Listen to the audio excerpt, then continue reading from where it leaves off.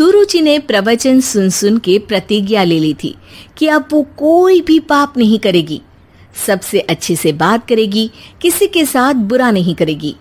बहू, ये मच्छर तेरे गाल पे कब से बैठा है?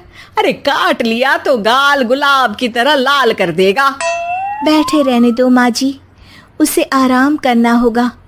उसने मेरे गाल को अपना घर समझ लिया है, तो मैं उसे बेघर क्यों करूं? अरे ज्ञान की बारिश बाद में करना, अपने गाल का मच्छर हटा ले। मलेरिया हो गया तो तुझे आराम करना पड़ेगा। माँ जी, डेंगू मलेरिया तो सांसारिक बीमारियां हैं, हमें इनसे ऊपर ही तो उठना है ना। अरे बेटा, इनसे आदमी ऊपर ही उठ जाता है। क्या हुआ? काट लिया। अरे मैंने तो कहा ही था, मार देना था उसको। नहीं नहीं माँ जी, उसे भोजन करना था, मैंने उसे पोषण दिया है, मुझसे पुण्य का काम हुआ है। अरे उड़ रहा है टुनटुना के, ताली बजा के मार दे वरना फिर काट खाएगा। नहीं नहीं माँ जी, जीव हत्या करना पाप है।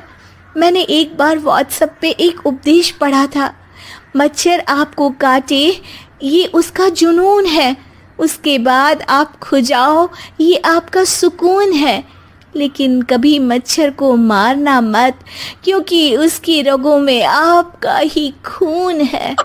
अरे तू और तेरा व्हाट्सएप का ज्ञान, भगवान बचाए। सुरुचि की ये पुण्य करने की आदत से कई बार सुरुचि का नुकसान होता, लेकिन फिर भी वो पाप से दूर रहती। सुरुचि, मेरे सर में जुएं हो गई है, निकाल दोगी? कोई आपको अपने घर से निकाले, आपको अच्छा लगेगा क्या? अरे लेकिन परेशान करती हैं जुएं, दिन भर सर खुजाता रहता हूँ। देखो, इसी बहाने तुम्हारे सर की चंपी हो जाती है। तुम्हें तो जुओं को थैंक यू कहना चाहिए। तभी बाहर से ससुर जी की आवाज आती है, बहू बहू। अभी आई बाबूजी। बेटा सुनो, ये देखो चाय में ना मक्खी तैर रही है, दूसरी चाय ले आओ जाओ। ला दूंगी, पर मक्खी मत हटाइएगा। अरे क्यों बेटा? मक्खी चाय का सेवन कर रही है, अच्छा थोड़ी ना लगेगा। आप बीच में अडंगा डाल देंगी तो आपको अच्छा लगेगा क्या अगर कोई आपकी चाय छीन ले? अरे पर निकालूंगा नहीं तो मक्खी मर जाएगी बेटा। नहीं नहीं बाबूजी, आप उसे पीने दीजिए, पीकर उड़ जाएगी। लेकिन बाबूजी मक्खी के साथ ही चाय पी जाते हैं। ये क्या किया बाबूजी? अरे मक्खी सिर्फ चाय ही क्यों पिए, आज सुबह मैंने मिठाई भी खाई है, पेट में ही है, वो पेट में चाय भी पीती रहेगी और मिठाई भी खाती रहेगी। सुरुचि को समझ में नहीं आता कि वो बाबूजी के इस कारनामे पर क्या जवाब दे। वो सास के पास जाती है। सास के हाथ में एक खटमल मारने की दवाई है। माँ जी, आपके हाथ में ये क्या है? अरे बेटा, तू तो बीए पढ़ी है, इतना तो पढ़ने में आया ही होगा कि ये खटमल की दवाई है। माँ जी, आप क्यों मार रही हैं खटमल? मत मारिए माँ जी, आप अपनी नींद के लिए खटमलों को हमेशा के लिए सुला देना चाहती हैं। अरे अब चुप भी हो जाओ देवी, पुरानी दवाई है, एक्सपायर हो गई है, फेंकने जा रही हूँ, नहीं मार रही हूँ खटमल। और वैसे भी खटमल से ज्यादा तो तूने हमारी नींद हराम कर रखी है।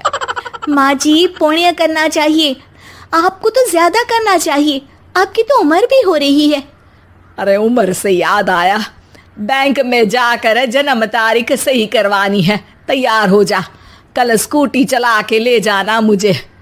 अगले दिन सास घर से निकलने से पहले दही शक्कर खा रही है और जल्दी जल्दी में हाथ नहीं धोती। बहू स्कूटी निकालती है और सास ताला लगाती है। ताला लगाते वक्त शक्कर के दाने ताले पे रह जाते हैं और दोनों सास बहू हड़बड़ी में घर से बाहर निकल जाती हैं। अच्छा हुआ कि तेरी स्कूटी में सेल्फ स्टार्ट है, वरना तू तो बोलती कि मैं किक नहीं मारूंगी, किक मार दी तो पाप लगेगा। माँ जी, इस तरह मजाक करना भी पाप होता है। दोनों सास बहू बैंक पहुंचती हैं। अभी लंच टाइम है, बाद में आना। अरे भाई साहब सुन तो लो, करवाना क्या है? अरे जन्म तारीख बदलवानी है, कैसे बदलेगी? अब किसी और तारीख को पैदा हो जाओ। यही चुटकुला आप अपने मैनेजर को भी सुना पाओगे ना? वो भी हंस ले थोड़ा, अभी बुलाती हूँ। अरे अरे रुकिए रुकिए, ये फॉर्म भरिए और आधार कार्ड दीजिए। अरे राम रे, आधार कार्ड तो भूल ही गई, उसके बिना तो नहीं होगा। अरे बहू जा घर से जल्दी से मेरा बटुआ उठा ला, उसमें मेरे सारे कार्ड रखे हैं। जा जा जल्दी लेकर आ, वरना बैंक बंद हो जाएगा और कल मुझे अपनी बहन के यहाँ भी तो जाना है ना। जी माँ जी, अभी गई और अभी आई। अरे रुक, चाबी तो लेकर जा घर की।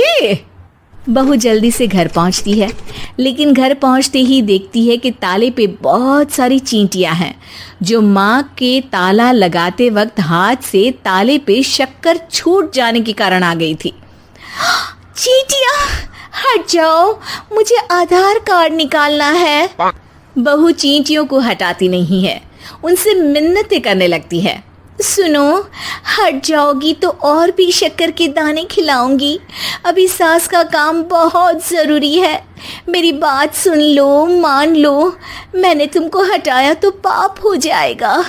चींटियाँ कैसे सुरुचि की बातें सुनती जब घर में ही उसकी कोई नहीं सुनता था। शाम हो जाती है पर चींटियाँ हटती नहीं है। तभी सास वहाँ ऑटो से आ जाती है। अरे कहाँ रह गई तू? बैंक भी बंद हो गया। माँ जी, ताले पे चींटी। सास पूरा माजरा समझ जाती है और बहू से कहती है, एक बात बता, सोच के देख, अगर मुझे खून की बोतल चढ़ानी पड़ी और उस पर चींटी बैठी हो, तो बोतल से चींटियों को हटा के मुझे बचाएगी या चींटियों को वहीं बैठा रहने देगी? माँ जी, ऐसा होगा ही नहीं।